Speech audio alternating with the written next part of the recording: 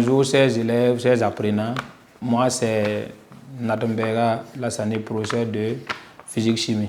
Bienvenue dans la plateforme École au Burkina.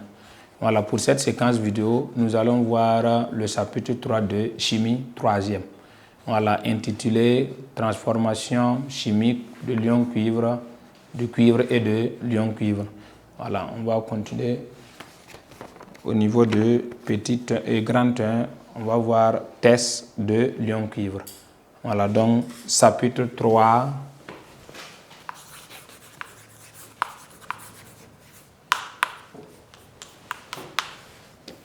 Transformation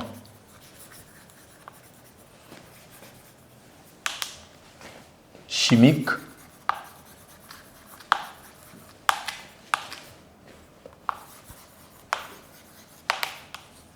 du cuivre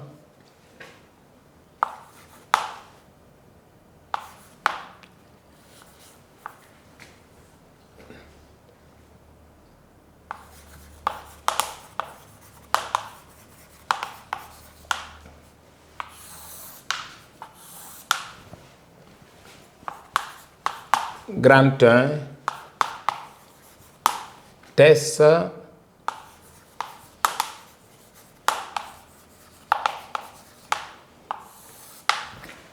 voilà, donc ici pour ce chapitre en grand 1 on parle de test de l'ion-cuivre. Pourquoi on parle de test de l'ion-cuivre? Au niveau de chapitre 2 en chimie, on a vu que dans une solution qui contient des ions cuivre, la coloration là est bleue. Voilà, maintenant, puisque on ne peut pas affirmer haut et fort que toute solution bleue contient des ions cuivre. Voilà, donc pour cela, pour pouvoir identifier une solution qui contient des ions cuivre, c'est là maintenant on doit passer par des tests.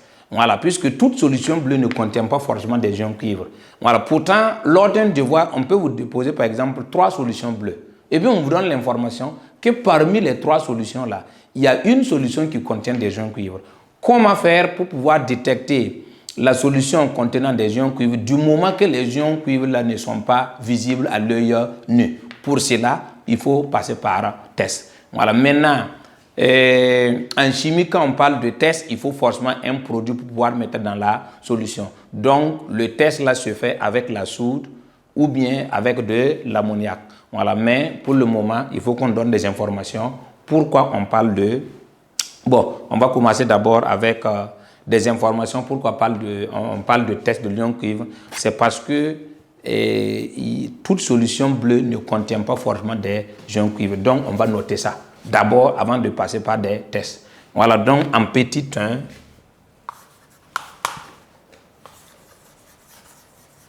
couleur d'une solution aqueuse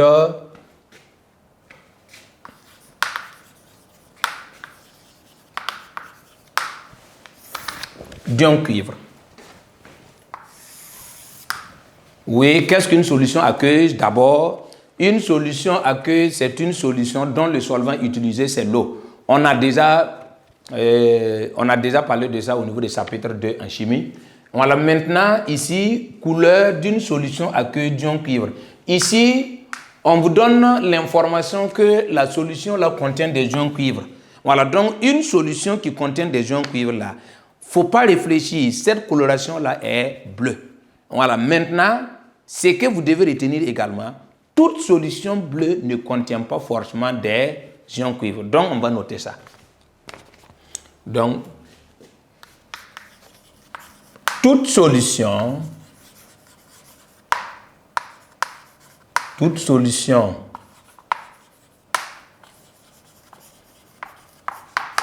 qui contient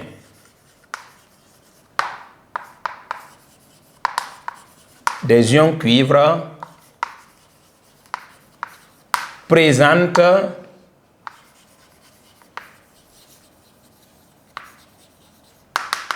une coloration bleue, mais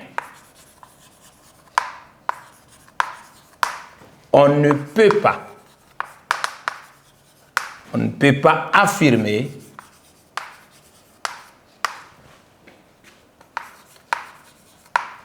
que toute solution bleue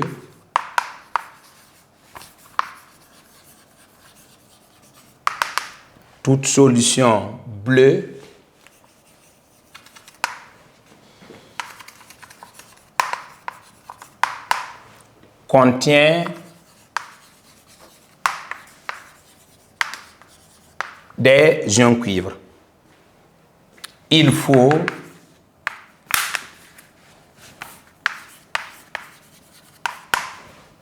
faire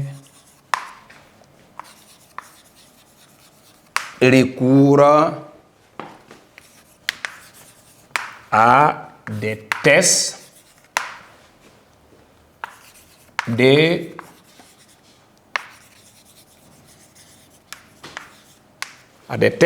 reconnaissance.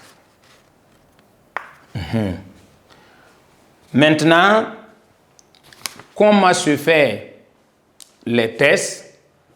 On va utiliser la soude premièrement. Comment on réalise le test avec la soude? Je vais vous montrer. Et en petit 3, nous allons voir si on n'a pas la soude, on peut utiliser quoi pour tester? On peut utiliser également l'ammoniac. Mais il y a une petite différence avec les deux. Donc, je vous invite à suivre. Donc, au niveau de petit 2, ou bien on efface avant de continuer. On efface avant de mettre le 2 et puis on continue. D'accord. Donc, action de la soude. Voilà, généralement, la soude, là, il y a un autre nom pour ça. Il y a ce qu'on appelle hydroxyde de sodium. Voilà, donc, hydroxyde. Voilà, donc, action de la soude. Voilà, donc, on va réaliser une petite expérience pour ça. L'expérience consiste à faire quoi?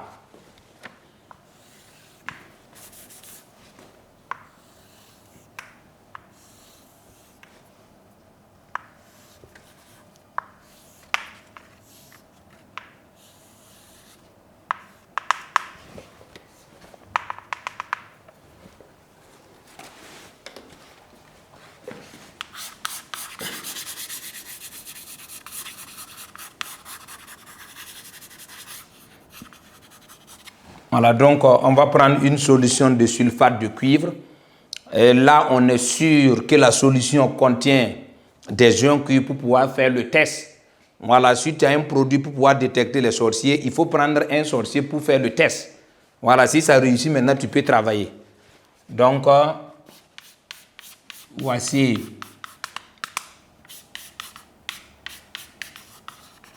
la soude. Donc ici,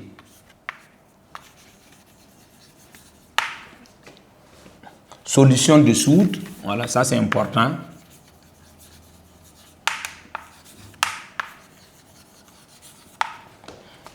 Et puis ça, une solution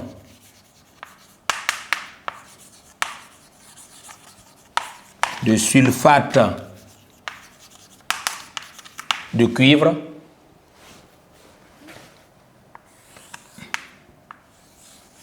Après avoir introduit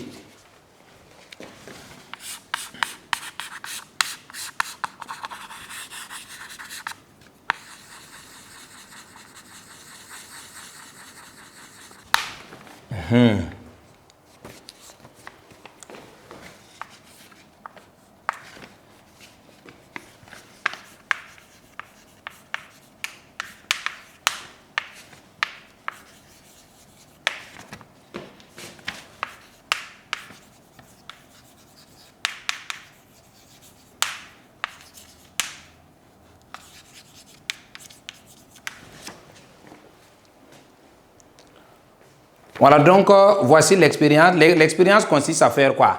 On dépose une solution de sulfate de cuivre. Et on prend une solution de soude. On introduit dans la solution. Maintenant, généralement, il faut un temps pour pouvoir observer. Voilà, ça veut dire que la réaction n'est pas immédiate. Généralement, ce qu'on peut vous demander d'observer, c'est quelques temps. Voilà, on peut vous demander, après avoir introduit la soude dans une solution contenant du sulfate de cuivre, quelques instants après, on va vous demander, c'est toujours quelques instants après qu'on va observer. Oui, puisque la réaction n'est pas immédiate. Voilà, maintenant, voici l'aspect de la solution quelques instants après. Voilà, on constate que c'est toujours bleu, mais on constate que dans le bleu là, il y a ce qu'on appelle une pâte gélatineuse qui se forme à l'intérieur et que la pâte là même est bleue également. Donc, c'est la formation de cette pâte gélatineuse là qu'on appelle précipité bleu d'hydroxyde de cuivre. Donc, ça veut dire ce que vous devez retenir. Si vous avez une solution de sulfate de cuivre et puis on verse une solution de soude, quelques instants après, la solution là, quelques instants après, on va observer un précipité bleu d'hydroxyde de cuivre. C'est la formation de ce précipité là qui montre que la solution là contient des ions cuivre. Puisqu'on a pris une solution, effectivement, qui contient des ions cuivre, c'est une solution de sulfate de cuivre. Voilà, pour pouvoir faire l'expérience. Donc, lors d'un devoir, pourquoi on fait des tests? Lors d'un devoir, on peut déposer 3 solutions bleues. Et puis, on vous demande d'identifier la solution qui contient les ions cuivre là. C'est tellement simple. Dans les 3 solutions là, tu verses de la soude dans les 3. Maintenant, quelques instants après, la solution qui contient des ions cuivre là, tu vas observer ça. Donc, tu vas observer un précipité bleu. Il y a d'autres qui disent précipité bleuâtre, précipité bleu. Bon, en 3e, ça marche. Il n'y a pas de problème. Hein. Voilà, donc précipité bleu d'hydroxyde de cuivre. Maintenant, en seconde, comme nous ne sommes pas là, la soude, là, on va proposer une formule à ça. Voilà, mais en 3e, on ne parle pas de ça. Voilà, donc la formule n'est pas nécessaire en 3e. Voilà, donc c'est la soude et puis le précipité. Donc, qu'est-ce qu'on peut retenir concernant l'action de la soude? Pour pouvoir faire le test avec la soude, on a une solution de sulfate de cuivre, on a versé d'une solution de soude. Maintenant, quelques instants après, voici ce qu'on observe. On observe un précipité bleu d'hydroxyde de cuivre. C'est la formation de ce précipité-là qui montre que la solution contient des ions cuivre. Voilà, donc on va noter ça avant de continuer.